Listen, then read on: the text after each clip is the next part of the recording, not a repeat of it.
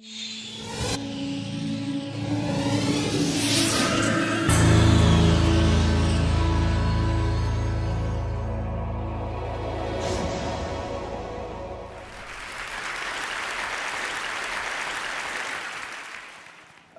is going to be the future of learning?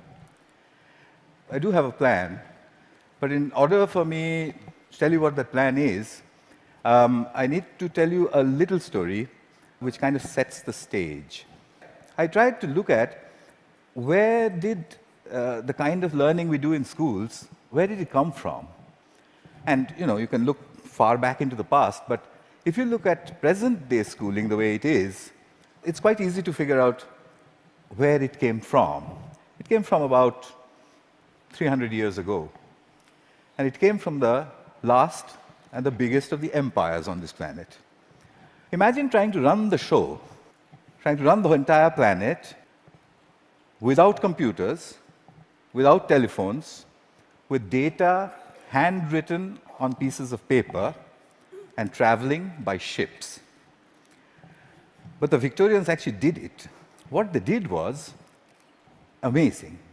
They created a global computer made up of people.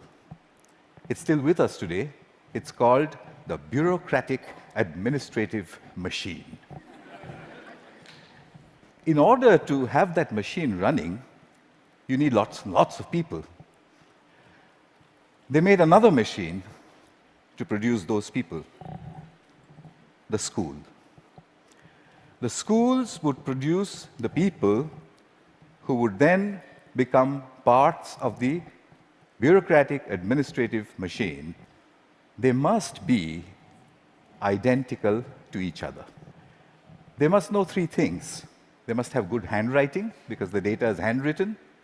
They must be able to read, and they must be able to do multiplication, division, addition, and subtraction in their head. They must be so identical that you could pick one up from New Zealand and ship them to Canada, and he would be instantly functional.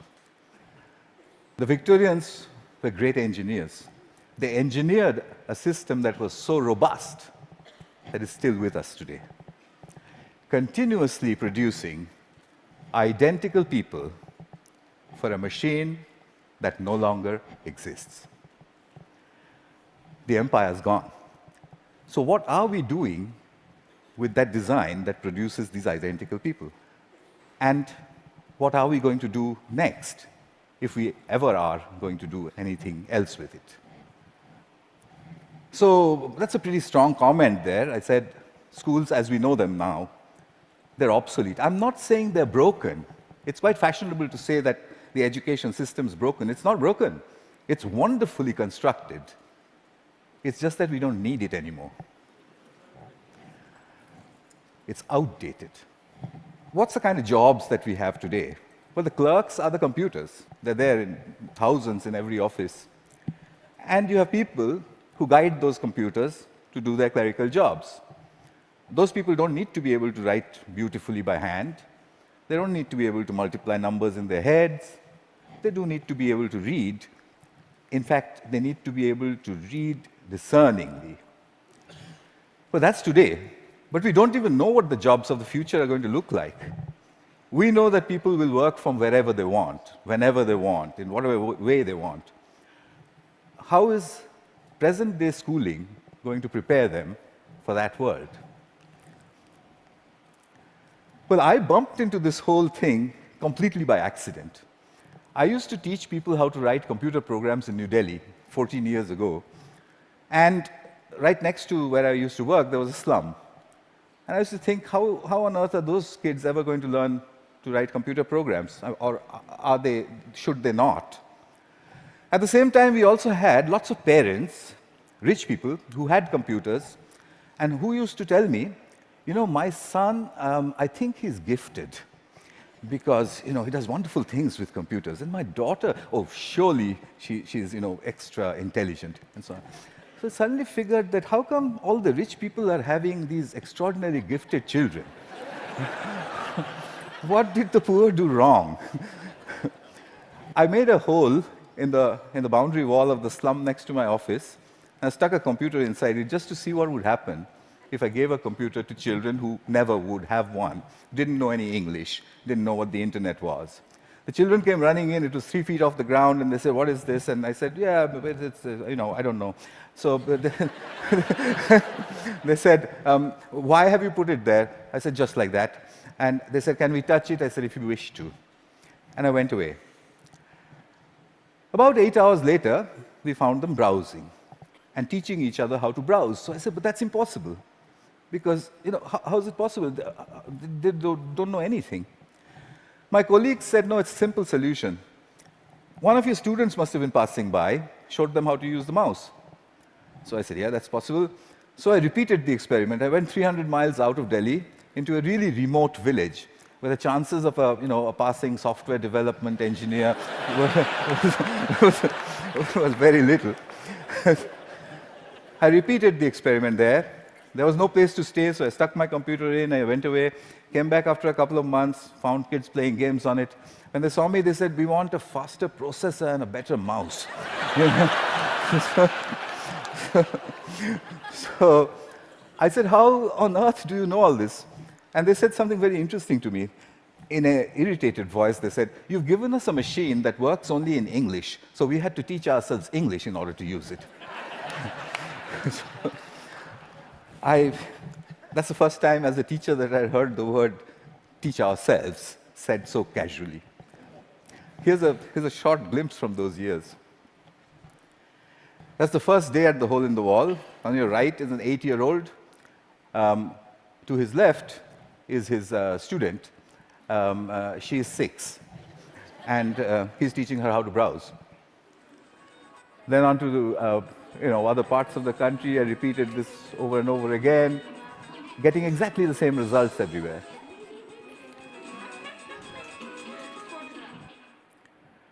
An 8-year-old telling his elder sister what to do.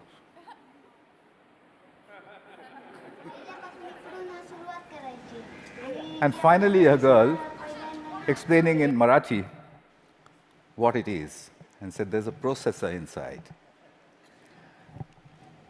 So I started publishing. I published everywhere. I wrote down and measured everything, and I said, in 9 months, a group of children left alone with a computer in any language would reach the same standard as an office secretary in the West. I'd seen it happen over and over and over again. But I was curious to know what else would they do if they could do this much. I started experimenting with other subjects. Among them, for example, pronunciation. There's one community of children in southern India whose English pronunciation was really bad. And they needed good pronunciation because that would improve their jobs. I gave them a speech-to-text engine in a computer. And I said, "Keep talking into it until it types what you say." Okay. They did that, and watched a little bit of this. Nice to meet you. Nice to meet you. The reason I end it with that, the face of this young lady over there is because I suspect many of you know her. She's now joined a call center in Hyderabad and may have tortured you about your credit card bills. in a very clear English accent. So then people said, "Well, how far will it go? Where does it stop?" I decided I would destroy my own argument by creating an absurd proposition. I made a hypothesis, a ridiculous hypothesis.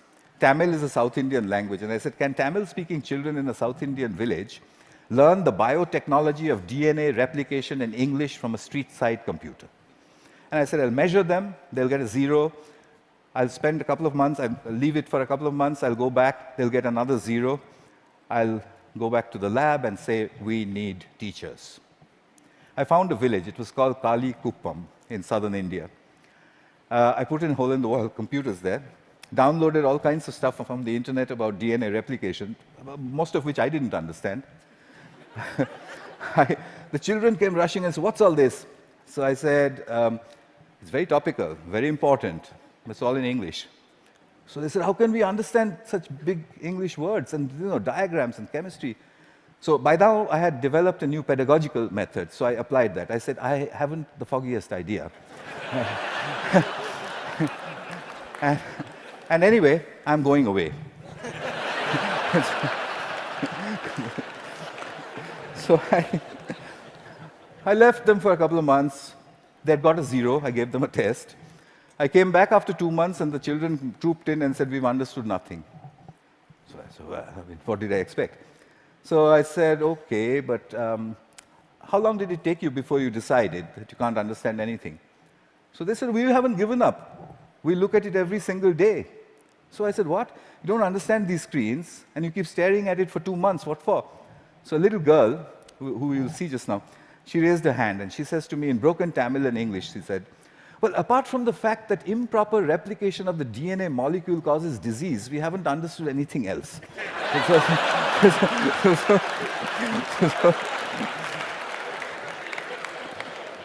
So I tested them.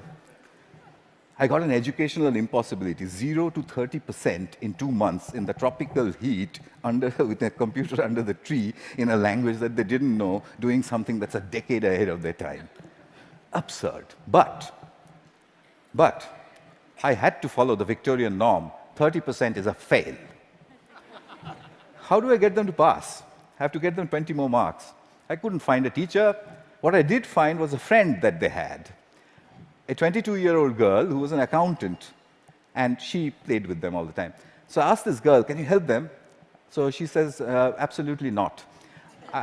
I didn't have science in school. I have no idea what they're doing under that tree all day long. I can't help you. I said, I'll tell you what, use the method of the grandmother. So she says, what's that? I said, stand behind them. Whenever they do anything, you just say, well, wow, I mean, how did you do that? What's the next page? Gosh, when I was your age, I could have never done that. I mean, you know what grannies do.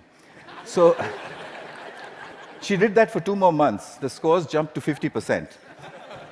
Kalikuppam had caught up with my control school in New Delhi, a rich private school with a trained biotechnology teacher. When I saw that graph, I knew there is a way to level the playing field. Here's Kalikuppam. Neuron cell death and communication.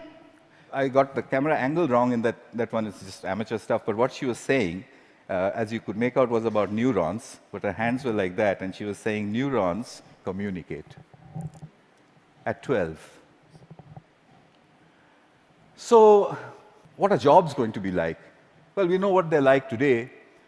What's learning going to be like? We know what it's like today, children poring over with their mobile phones on the one hand, and then reluctantly going to school to pick up their books with the other hand. What will it be tomorrow? Could it be that we don't need to go to school at all? Could it be that at the point in time when you need to know something, you can find out in 2 minutes?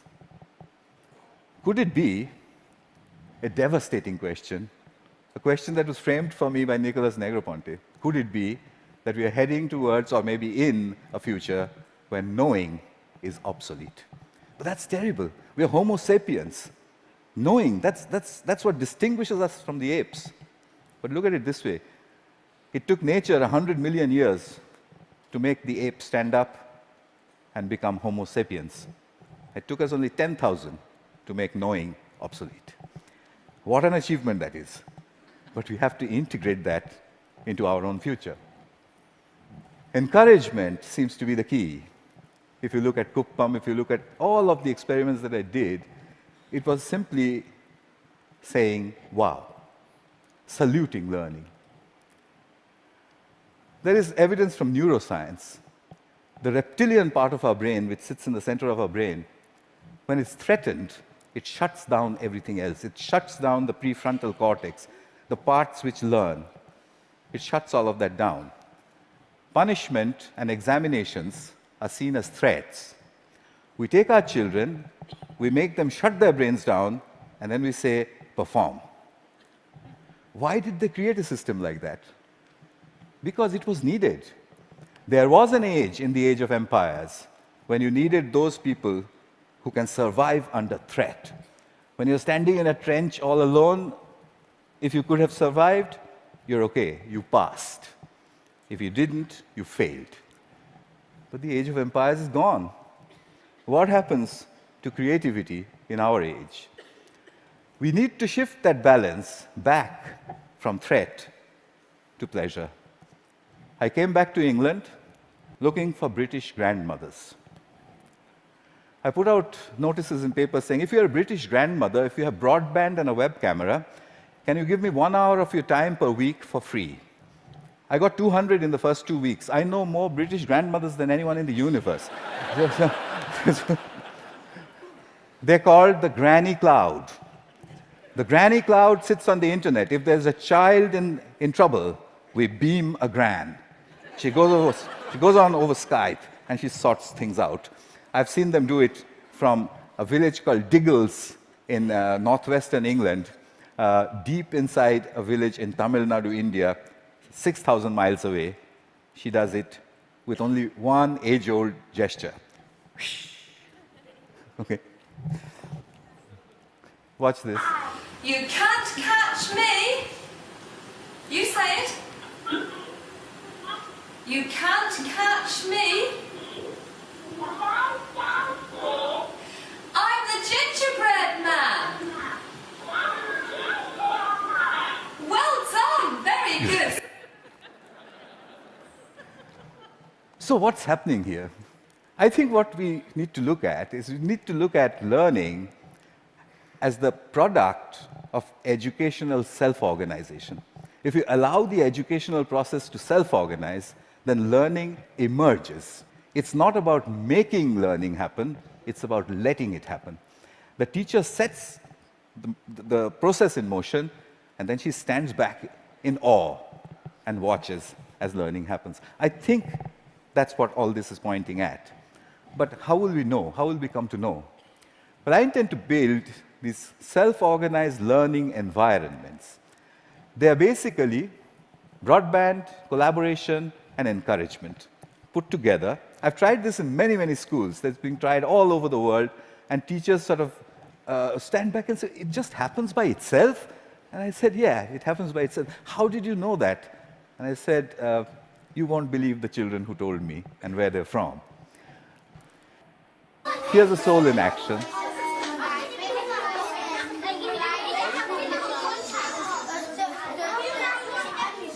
This one is in England.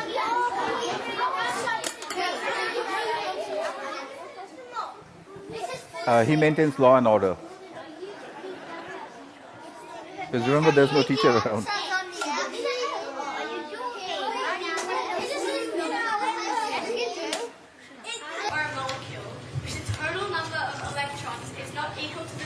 Australia. Giving it a net positive or negative electrical charge. The net charge on an ion is equal to the number of protons in the ion minus the number of electrons.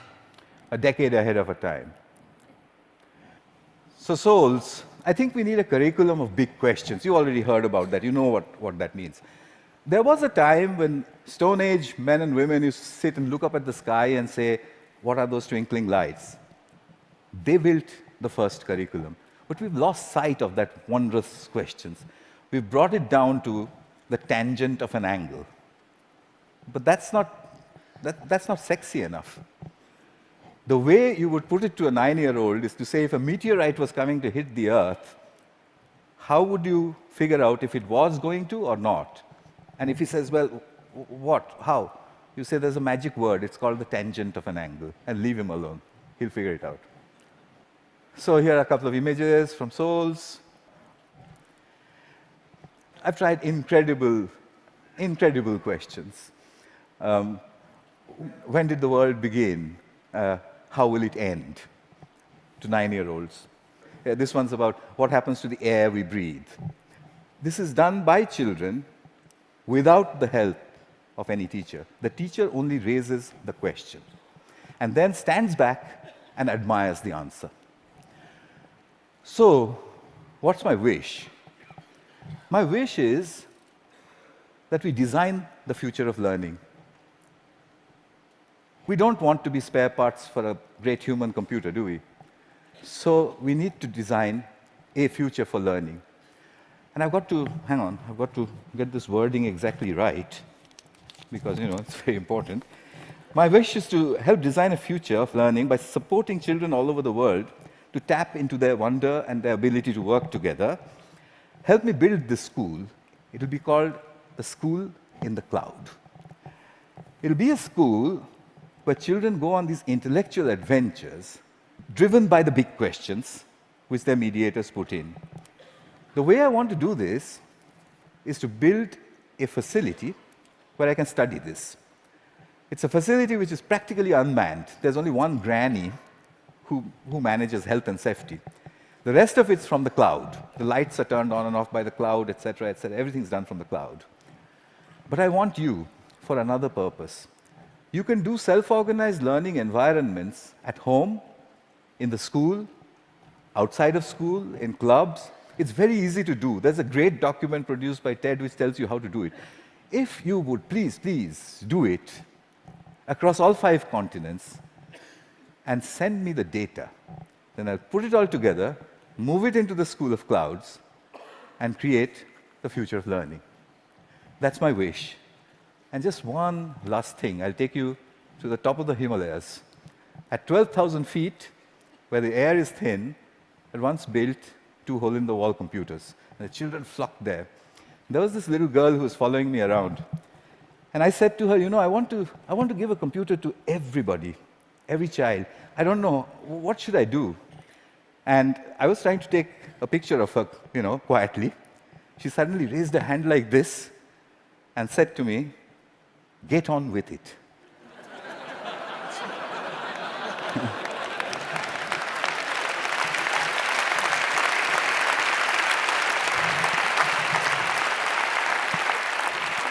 I think it was good advice. I'll follow her advice. I'll stop talking. Thank you. Thank you very much.